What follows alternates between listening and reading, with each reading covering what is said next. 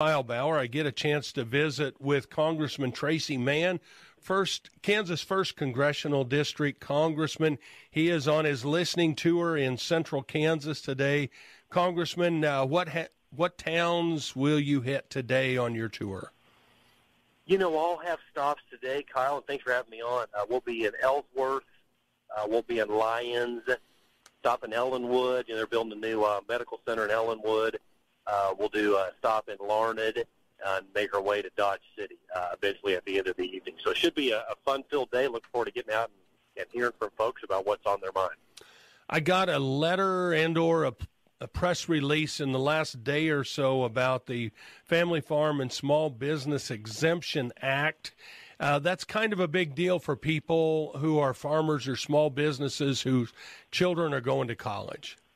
So that's exactly right, and thanks for bringing it up. So we introduced legislation on Monday that would really fix something the Biden administration is trying to do, and that is, family farms and small businesses have been exempt from the value of that asset has been exempted when young people are filling out their student financial aid forms. They're known as their FAFSA forms, because we know, Kyle, that small businesses and especially agriculture is a capital-intensive but low-margin business.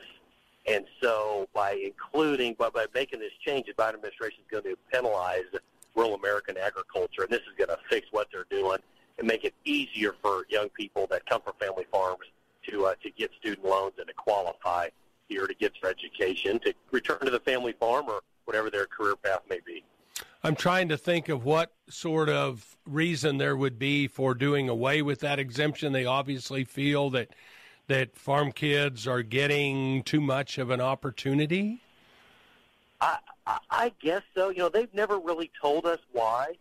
And that's the case with a lot of regulations rolling out right now, Kyle. They never really give a good justification. They just announce they're going to make a change. And we've got to push back and let them know, hey, here's all the consequences. Have you really thought this through, and are you sure this is what you want to try to do? And then we got to work to preempt it as well. Truly, Congressman, what a lot of us ask of your office is to try to just make things more simple with interface with government agencies, whether it's on Veterans Affairs or FSA, and we ask that you just try to make the system better. Wholeheartedly agree, Kyle. And, as I'm out listening and talking to producers all the time, a lot of feedback on just a lot of things could be easier, simpler, streamlined. I sent a letter earlier this week. I'm on the House Ag Committee, and I sent a letter to Secretary of Agriculture, Bill Sack, to do just that. I'm basically asking him to look at 4 specific things. One, to ensure, in regards to our Farm Service Agency or FSA offices, one, ensure that all the forms match actual farm program requirements, because we see a lot of discrepancies, as crazy as that sounds. 2, to ensure that all the forms are made available for online submission. It's 2023. A lot of these things ought to be being done online and submitted that way. Save producers a lot of time and effort. 3, for the USDA to invest in FSA in-person staff training to improve the consistency as these programs are being administered. And 4, which is a big one for me, is streamline the communication between FSA and Risk Management Agency, RMA, to allow for reporting of electronic data to the FSA. Basically, people are reporting things to FSA and RMA. Those agencies should be talking to each other and really help to simplify things and streamline it for our great producers out there. But many times that includes upgrade of software and hardware for FSA, and it's really easy for the government agencies to get behind when it comes to the data gathering equipment necessary. How have we been doing on that? I feel like we're behind on it.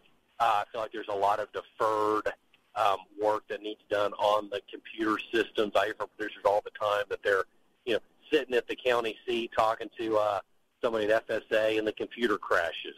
Or I'll have folks the great people that work at FSA. We'll talk about the problems they have logging in and staying on the system, and the computer locks up. I've talked to Secretary Bill Sack about this as well. I think some fixes are in the works course, it takes effort, costs money, but these are improvements I believe need to be made, and to make sure that these programs that are delivered and funded actually get administered as they should. So you're knee-deep in the Farm Bill, writing a new Farm Bill, which I believe will expire the end of September. So where are you in the process? There's a number of hearings that have to happen. Are you through most of those? We're right in the middle of it. I feel like, frankly, we're a little behind where I would like for us to be. That's quickly changing now that the new Ag Committee is meeting, and we are doing ag hearings all over the country, talking to producers, stakeholders in the countryside, but in Washington, D.C. as well. Of course, farm bills are 5-year bills.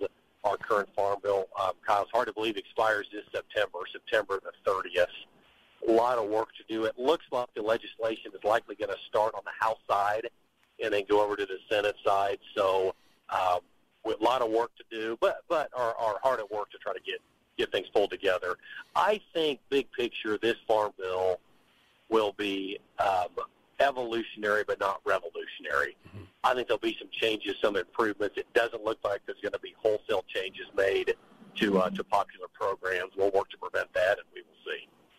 Well, you did mention that there is a new Ag Committee, and, of course, that means a new set of players involved. But in general, you're not seeing people that are looking to change much, mainly to continue the way things have happened? That's all the discussion so far. Yeah, and you look at the makeup of the House Ag Committee. We were all together the other day, and you realize, less than half of the committee has ever done a farm bill before. And so a lot of new faces, but certainly the desire would be to improve and build upon existing programs like crop insurance, not make wholesale changes. Specifically, it sure seems like crop insurance is a huge priority for everybody on the committee. It's my number one priority, but, a very successful public-private partnership. We got to preserve, protect, and make sure that crop insurance works for our ag producers out there. As you go to these hearings, I'm sure some of them are in urban areas having to do with food security for people. Is there anything there that surprises you when you go to those hearings? Not a lot of surprises, but you nailed it, Kyle. And we got to remember that the Farm Bill, over 80% of the money spent go to food nutrition programs. There's going to be a lot of questions, a lot of discussions about work requirements, of strengthening those, and the other requirements for folks that are receiving benefits. So there'll be potentially some changes or some tweaks made there. But, we just have to remember in rural America that 80% of the Farm Bill goes to food nutrition programs, and 20% goes to crop insurance and other ag programs that are producer-centric. As I recall, on the last Farm Bill, there was some congressmen that dug their heels on the work requirements and possibly put the whole thing at peril. Do you get any of that feel this time on that there will be non-negotiables for certain people? It's potentially, Kyle, it's too soon to say. We're not far enough into it where people have really staked out firm positions yet.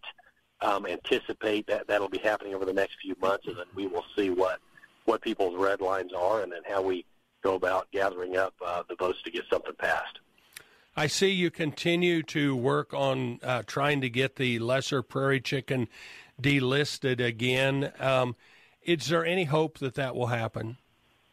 Yeah, there's hope, but I'll tell you it's very frustrating what the administration's done. It was supposed to be implemented on January 24th, so they were supposed to add the lesser prairie chicken to the threatened species list effective January 24th. We got them to delay it by 60 days.